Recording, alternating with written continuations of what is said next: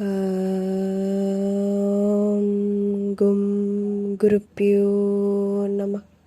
Shrimad Bhagavad Gita, Chapter 16, Daivasura Sampad Vibhaga Yoga. Let's recall all the demonic values discussed in the previous shlokas and then delve into the remaining demonic values. The demonic beings do not know the path of positive action or the path of negative withdrawal. They do not exhibit purity, propriety of conduct, or truthfulness. They say that the world has no true existence, is without a basis, has no fundamental principle, is not caused by reciprocal factors, as if asking, what else is there besides what is caused by lust? Deliberately holding to this view, these people who have lost their self-consciousness with little intelligence and of harsh actions come forth as unbeneficial, impacting the world's decline.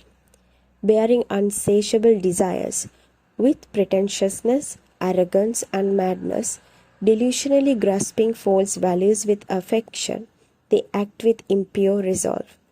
Absorbed in infinite care that lasts until the day of death, having lust and pleasure as the supreme goal, firmly affirming such path, bound by hundreds of cords consisting of expectations, subject to lust and anger, they strive to unjustly accumulate wealth for sense gratification. This I have acquired today. I will attain this particular end. This wealth is mine. That wealth will be mine. That enemy has been killed by me. I will kill others too. I am the Lord. I am the enjoyer. I have satisfied my ambitions. I am powerful and happy. I am wealthy and well-born. Is there anyone else like me?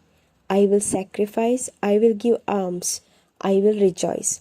Thus deluded by ignorance, maddened by various thoughts, caught in the snare of confused values, addicted to lustful gratification, they fall into the impure hell. Self-complacent, stubbornly impudent, filled with pride and intoxicated by wealth, they only offer nominal offerings that do not conform to the scriptural rules. Shloka 18. Ahankaram balam darpam kamam krodam cha samshritaha mamatma paradeheshu pradvishantopyasuyakaha. Shloka translation. These envious ones, resorting to ego, power, insolence, lust and anger, hate me in their own and others' bodies. Commentary. This verse reveals that those driven by egoism, violence, arrogance, lust and anger harbor hatreds towards the divine, which resides within themselves and others. Since the Absolute is the essence of all beings, hatred directed at any form is ultimately directed at the divine itself. While condemning harmful action is necessary, hatred only aggravates negativity. Understanding the underlying context allows for compassionate intervention rather than fueling conflict. The Gita advocates for self-awareness, urging us to recognize and temper destructive emotions with wisdom. We all struggle with these negative emotions. However, we often hinder our ability to respond effectively by clinging to preconceived notions. True wisdom lies in listening to our inner guidance rather than relying on fixed plans. We must adapt to the present moment, trusting our capacity to respond appropriately. Hatred is a powerful force, fueled by repressed desires and distorted beliefs. It often arises from the notion that the world, or even ourselves, must be rejected to attain spiritual purity. However, the divine pervades all creation, making rejection both futile and disrespectful. The manipulation of truth, where falsehood is presented as reality, is a common tactic. This can be observed in various spheres, from personal interactions to political discourse. Those who exploit and oppress others often mask their actions with claims of righteousness, silencing dissent and manipulating public perception. This tactic mirrors the behavior of those who use deception to gain advantage. Similarly, nations may justify aggression with claims of self-defense, obscuring their true motives of greed and dominance. Religious institutions can also manipulate their followers, diverting them from genuine spiritual principles to serve institutional agendas. This involves distorting teachings and suppressing dissent. Partisanship, whether political or religious, creates a false division, fostering hatred towards an other who is in essence the divine itself. Shloka 19 to 20. Tanaham dvishata kruran samsareshu naradaman shipamyajasrama shubhan asurishveva yonishu asurim yonimapanna muda janmani janmani mama prapyaiva kaunteya tato yantyadamam gatim. Shloka translation. These cruel haters in the world, the lowest of men, I constantly cast into the degraded wombs of the demons. Having obtained a demon womb, deluded from birth to birth, not reaching me, O Kaunteya, they fall into the lowest state. Commentary.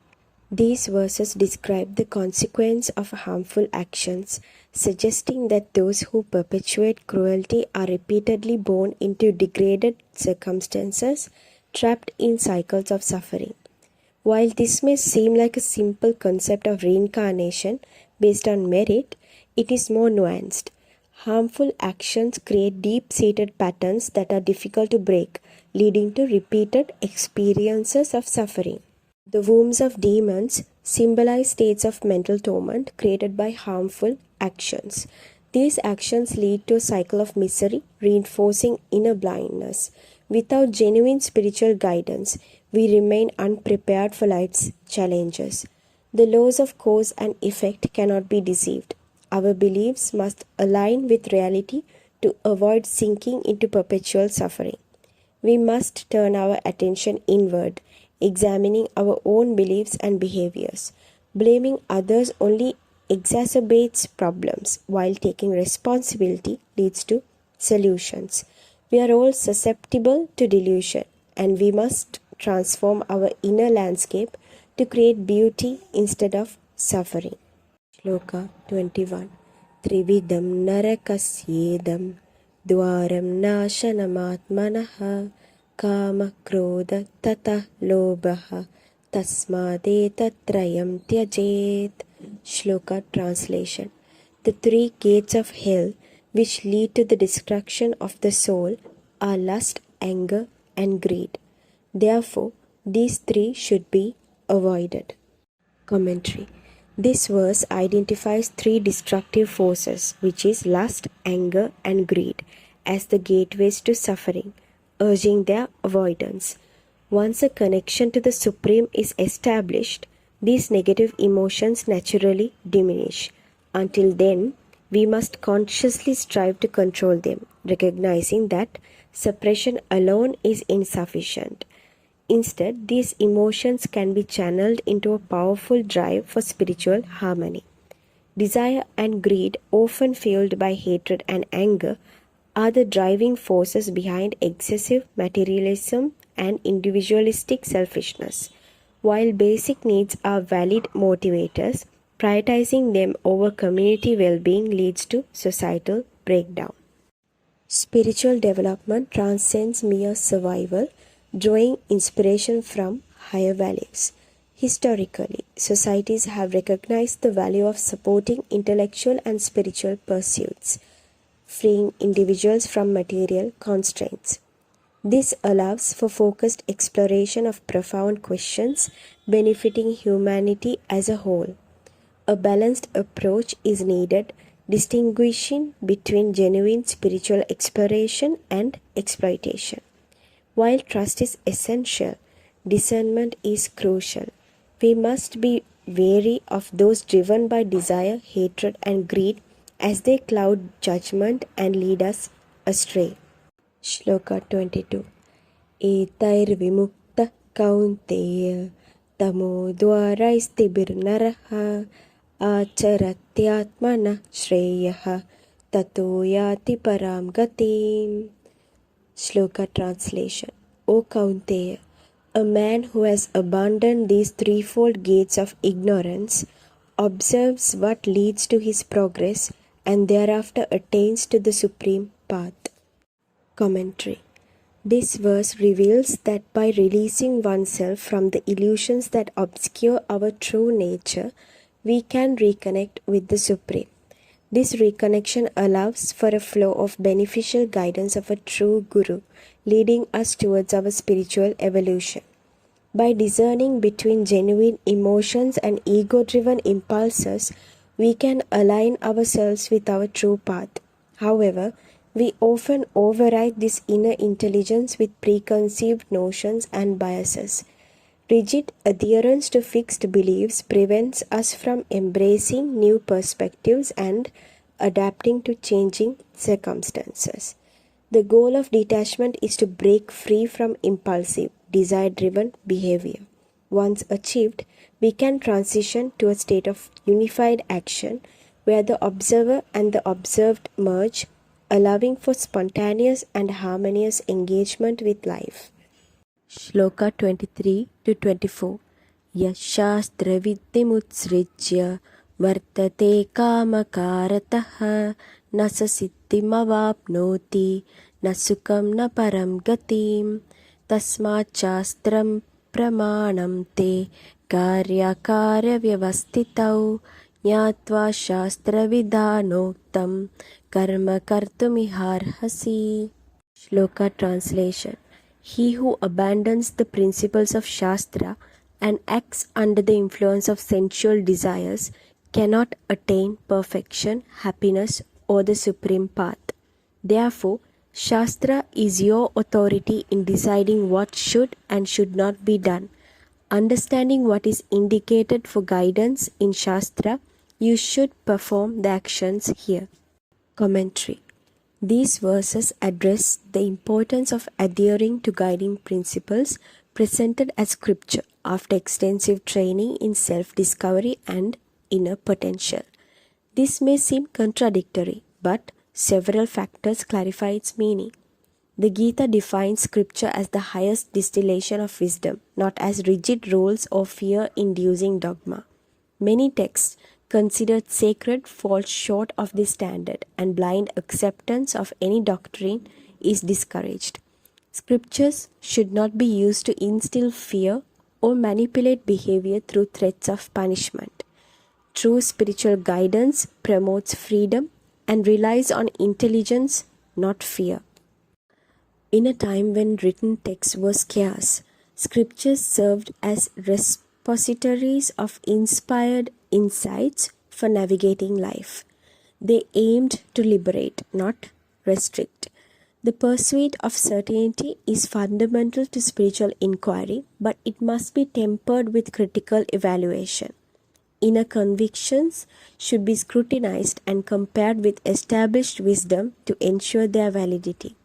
After exploring profound spiritual realms, it is essential to return to practical application in the world. For most, external guidance, such as scripture, is necessary alongside inner intuition. The choice between external guidance and inner promptings is a constant challenge. Both are valuable resources. When faced with difficult decisions, scripture can offer neutral wisdom, free from personal biases. It can help discern whether a desire is genuine or ego-driven. The Gita itself can be considered a valuable scripture, complementing intuitive understanding. While self-referential systems can be questioned, the Gita's profound insights speak for themselves. Thus concludes the 16th chapter of the Shrimad Bhagavad Gita in the matter of Daivasura Sampad Vibhaga Yoga. If the wisdom shared in this channel has been helpful, and if you would like to watch more, Don't forget to subscribe to our channel. These verses are in Sanskrit and there are limitations in the language we are attempting to translate them into. Therefore, the translation may not be perfectly accurate in every instance. To gain a deeper understanding of any content that's been posted on this channel, you should present your questions to Guru and you will receive answers for them. This is the path of spiritual practice for our journey towards the Supreme. You can submit your questions by commenting below or by contacting us via this phone number +94 74280 7193. May the blessings of the Guru be upon you all.